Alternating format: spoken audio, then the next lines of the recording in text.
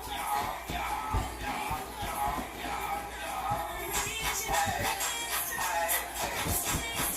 just got a little, cause it's springtime. Okay, it's spring. We're gonna spring.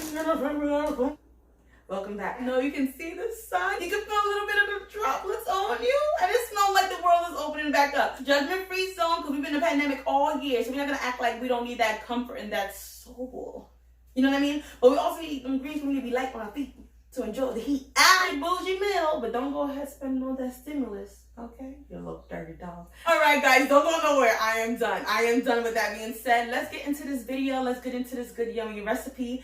And I'm going to see you at the end. Alright? Alright guys, so we're going to start off with cutting our vegetables, our fresh veggies, our fresh spices, whatever you prefer to call them. Today we're going to start off with our bell peppers, sweet bell peppers. Yes, they look a little different, but they all taste the same. Alright, non-spicy. So I'm going to do a quick rough chop on my bell peppers as well as my white onion. You need to swap it out for any other type of onion of your preference, like a sweet onion for a more subtle, sweeter taste, or like a shallot, which is not as oniony, if that makes any sense. Now I'm rough chopping my celeries. I like to throw the ends away. It just doesn't look like it's supposed to be cooked. So that's how after I rinse it, I like to clean it and do a quick little rough chop. And as again, we're working smarter, not harder. Of course, I had garlic to mince, but why not use pre-minced garlic? Here I use about 2 tablespoons, and I'll put that to the side, and let's get to cooking. All right, now we got our star of the show, our beautiful lobster tail. Okay, I would pre-cut it, but it's already pre-cut right here. So what I'm trying to do is put my knife between the meat and the shell and try to separate it.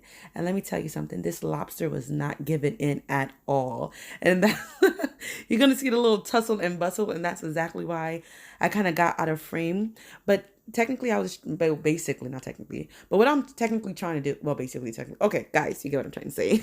I'm just trying to basically separate the meat from the shell and push it, go down inward towards his belly, and then push the meat up over the shell, if that explains it. But if not, you can always just cut it in half if that's your preference and cook it the same way. Honestly, I was just going just for the look. So beauty is pain, lobster tail. And as you can see, there's some like a large vein and some extra membrane, and those one of those shell pieces, clean that off. And for this part right here, I'm adding a little vinegar to some water to try to drench my meat in, try to remove some of that overly salty, fishy taste that sometimes seafood has. We all like the taste, but I don't like it overwhelming, powerful. So it's like a cultural thing. Like, honestly, I clean all my meats this way. But for lobster tail, I didn't add the salt and lime, all the extra stuff, because I feel like I did not want to risk the integrity of the lobster tail. I did not want to cook the lobster tail before it was time to cook the lobster. After cleaning your lobster tail, make sure you rinse it off with nice cold water and push it to the side. Now we're going to get started on our seasoning. I'm going to start with sweet unsalted butter because I have some salt in this dry seasons already that I don't want to overwhelm the butter or the sauce, if that makes sense. I'm putting it in the microwave for about 30 seconds to soften. Here it goes.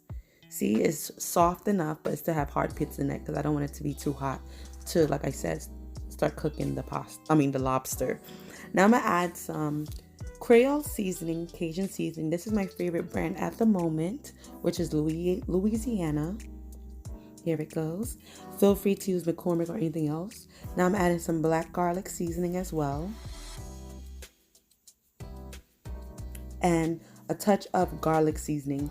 The previous 2 seasons have salt in it, but this does not have salt at all. So feel free to use it to your discretion.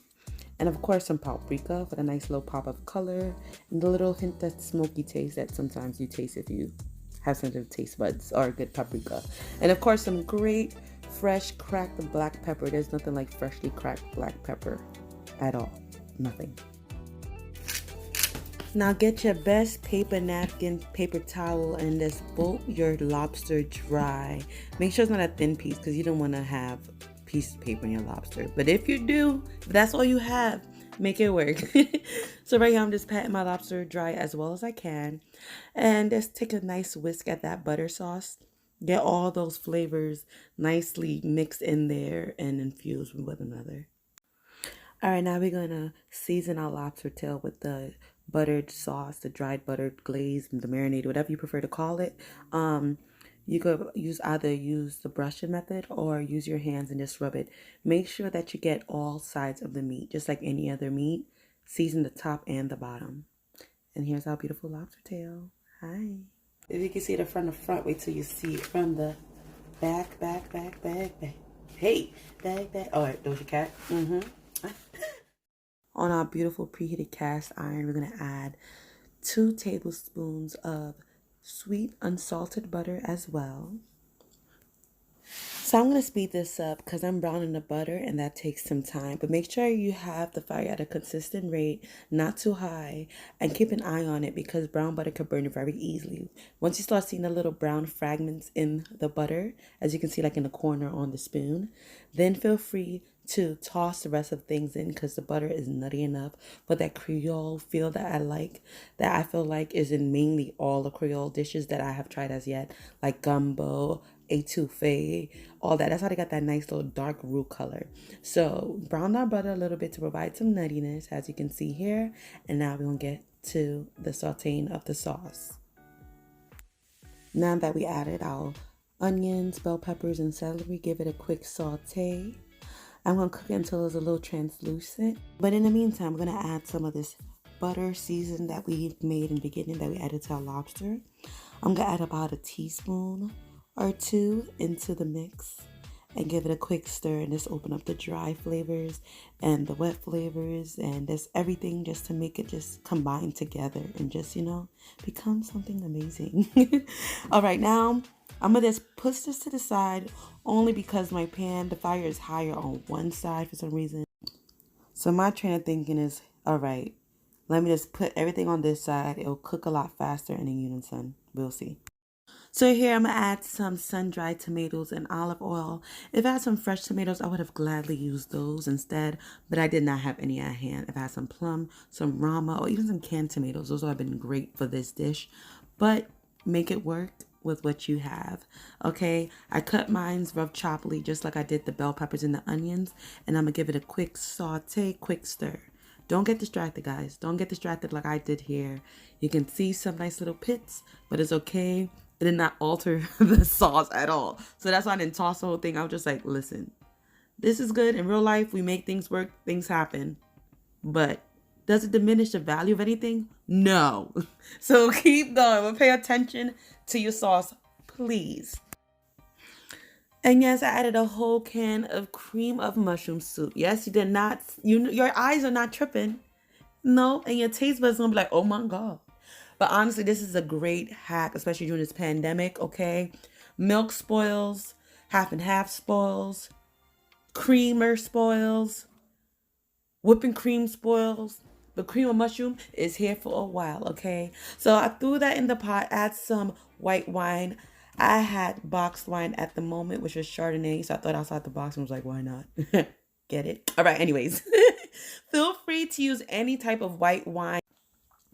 All right, so now we're going to add some oregano and some thyme. If you have any fresh oregano and thyme, feel free to use that. But I used dried because that's what I had at hand. Don't forget all the other seasons that we had infused in the butter. So this plate is perfect enough. Trust me, it is balanced. Now that our sauce is complete, we're going to take it off of the heat, okay? Now onto the side, the spinach. Full beautiful bunch of spinach right here. I'm going to put it in a nice rinse, clean it all out. If you want to submerge it into some water with a dash of vinegar for a minute or two, feel free to do that. Use whatever method you like to use, but make sure you clean your spinach. Even if the bag says it's clean, clean it anyways. Now I'm going to start with a little light drizzle of olive oil to a nice heated up pan. And now I'm going to add some nice minced garlic to this nice heated olive oil. And because I want to have a little balance in the flavors and I want the Creole flavor to be throughout the dish, I'm going to add some of the pre-made butter we had here. It's a little solidified, but we're going to add just a little kick. Not too much, just a little bit. It's going to be a simple dish, 1, 2, 3, garlic, butter, spice, spinach. Just smell it. Now I'm going to add the spinach.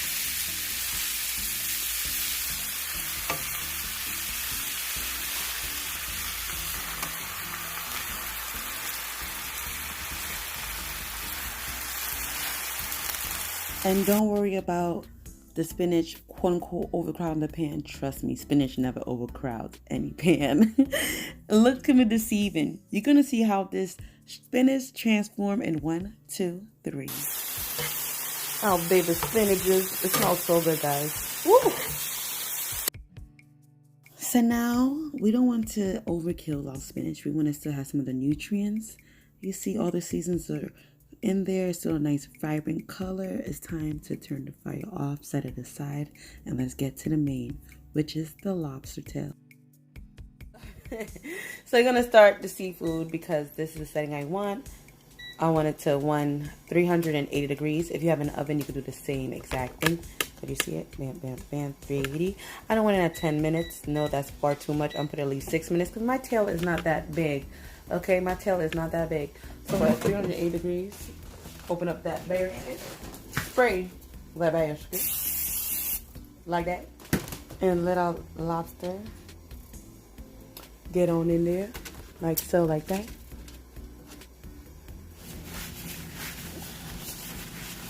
Eating right now, and that's okay. I'm just gonna check back within, instead of 7 minutes like we timed it, I'm gonna put it in for like 4 minutes. I said add food. I'm gonna change the temp because it's been going on for a little bit. So I'm putting it for 3 minutes. All right, yes, and it's cooking. I hear it. I hear it's doing its thing. So we're gonna revisit it in 2 minutes and 52 seconds. Hey, 2 minutes and 49 seconds, but 2 minutes and 47 seconds, 46 seconds, and 45 seconds. All right, let me chill out. Do you hear that? It said turn food, so I'm gonna take this opportunity to. Ooh. Oh, it smells so good. Oh my jeez. Okay, let's finish, and then we're gonna come back. Guys, it is finally that time to play. Our lobster is done. And would you believe this is 1 full bag of spinach, guys? 1 full bag. But it's okay because this is all for me. So you gauge how much spinach you would like to make if you're cooking for 1 person or a family or so. If you want to stretch this out and you want to be on the heavier side, this sauce right here, this gravy, oh, amazing with mashed potatoes. Amazing. So if you want to pair it with mashed potatoes to make it something heavier and to spread it out, feel free to do that. Here we are now adding our nice little Creole cream sauce on top of our nice little lobster tail. Look at it, it's still, oh, the smoking is perfect, guys. And then on top of this, I made it a good consistency so it's not too watery, too runny, and it's kind of like I can control where the sauce goes. If I want it in my spinach, I can put it in my spinach. If I want it in my lobster, that's fine. If I want a lot amount, if I want a thin amount, I can always just, put it to the side. It's whatever you want. And of course, a little garnish never hurts. I put a little green scallions on top. It was really not. It was late at night and I was doing this, and I was so hungry. Like I clearly was going through this process 1, 2, 3 because these scallions are chunky, but it's okay. I topped it with some scallions, some dried parsley flakes right here, and of course a little paprika for the pop of color.